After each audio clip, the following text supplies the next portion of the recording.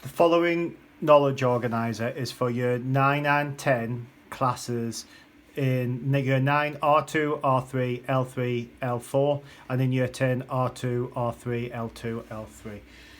What I would like you to do is read the knowledge organiser. This knowledge organiser contains prior knowledge that you should already know. It's just a revision knowledge organiser to recap prior knowledge before you go on and use that in other topics. You can then watch this video to support you to work through examples. You then try the questions from the knowledge organiser, and there will be work set on MathsWatch to support you on this.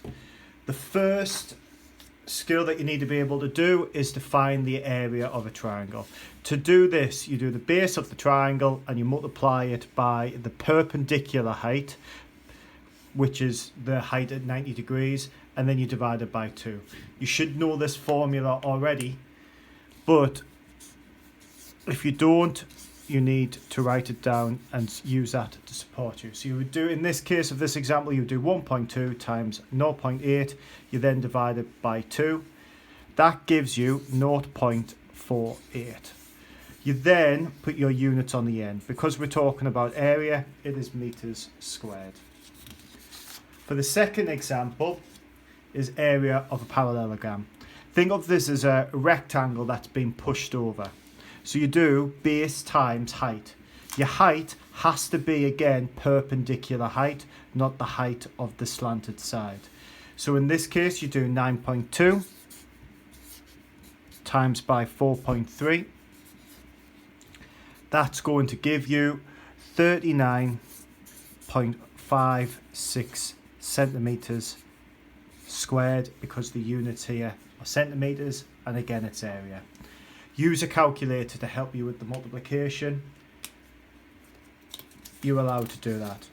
The final example is for area of a trapezium.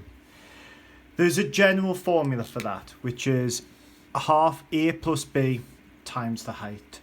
So we say h is the height, the top and the bottom is a and b. I personally prefer to remember this as the top plus the bottom halved, and then you times it by the height. And that's how I'm going to set it out for this case here. So what I would do is I would go 2.6 add 6.4. I would half that, then I would times that by my height. If you do 2.6 add 6.4, that's going to give you 9.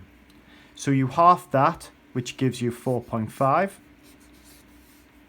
then times it by 1.4, and it gives you your final answer of 6.3. And again, remember your units on the end.